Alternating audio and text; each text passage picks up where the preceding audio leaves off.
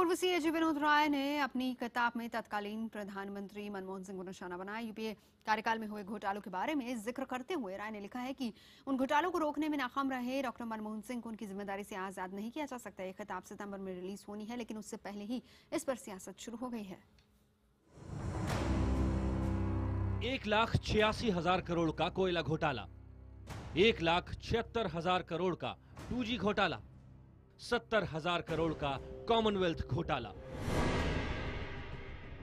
ये 3 ऐसे घोटाले थे जिन्होंने मनमोहन सरकार को कटघरे में खड़ा कर दिया था, जिनके चलते देश में भ्रष्टाचार के खिलाफ ऐसा माहौल बना कि यूपीए की फिर सत्ता में वापसी नहीं हो पाई।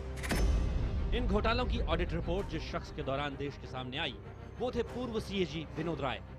अब विनोद राय एक बार फिर अपनी किताब नॉट जस्ट एन अकाउंटेंट के जरिए देश के सामने आ रहे हैं। किताब के नाम से ही जाहिर है कि इस किताब में विनोद राय ने सरकार के अकाउंट्स के बारे में बात नहीं की है। वो खुद मानते हैं कि सीएजी की रिपोर्ट भारी भरकम होती है, लेकिन उनकी किताब में वो किस्से हैं जो उन्होंने सरकार में देखे हैं। इस किताब में राय ने तत्कालीन प्रधानमंत्री मनमोहन सिंह की आलोचना की है। राय ने किताब में लिखा है, मनमोहन सिंह अपनी जिम्मेदारी से नहीं भाग सकते। वो खुद ही गठबंधन सरकार की कमजोरियों के बारे में बोलते थे, लेकिन गठबंधन के नाम पर सरकार को कुर्बान नहीं किया जा सकता। प्रधानमंत्री सरकार में फैसला लेने वाले आखिरी कड़ी होते हैं। कई बार मनमोहन सिंह ने फैसले लिए और कई बार नहीं लिए। सीएजी रिपोर्ट तैयार करने के दौरान मुझ पर कुछ लोगों को बचाने का जबरदस्त दबाव था। पीएसी में भी कांग्रेस के नेताओं ने मुझ पर दबाव डाला था।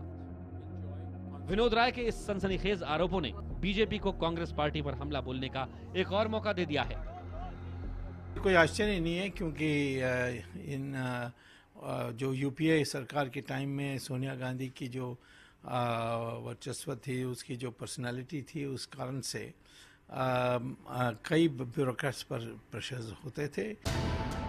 विनोद राय शायद टेलीकॉम घोटाले के बारे में बता रहे हैं, जिसमें सुप्रीम कोर्ट ने पीएमओ से जवाब तलब किया था।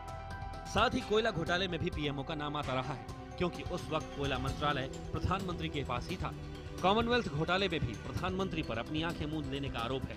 यूपीए के कार्यकाल में सीएजी विनोद राय का सरकार से 36 का आंकड़ा था। Sensationalism has been the staple of the former C&AG. So therefore, after putting sensational numbers out in the public space between 2010 and 2014, now you have this latest bout of sensationalism. इससे पहले मनमोहन सिंह के करीबी रहे उनके मीडिया सलाहकार संजय बारू, तत्कालीन कोयला सचिव पीसी पारख और कांग्रेस के पूर्व नेता और मंत्री नटवर सिंह भी किताब लिख चुके हैं। इन सभी किताबों में प्रधानमंत्री मनमोहन सिंह और कांग्रेस अध्यक्ष सोनिया गांधी की भूमिका पर तीखी टिप्पणी की गई है। यूपीए सरकार के दौर में घोटालों का जो रिश्ता प्रधानमंत्री कार्यालय से रहा है वो पहले से ही जग जाहिर है। हाँ, ये जरूर है कि जब डॉक्टर मनमोहन सिंह का कार्यकाल इतिहास में दर्ज होगा तो इन किताबों के कुछ पन्ने एक अहम कड़ी साबित होंगे। एहतिशाम खान, दिल्ली, IBN 7।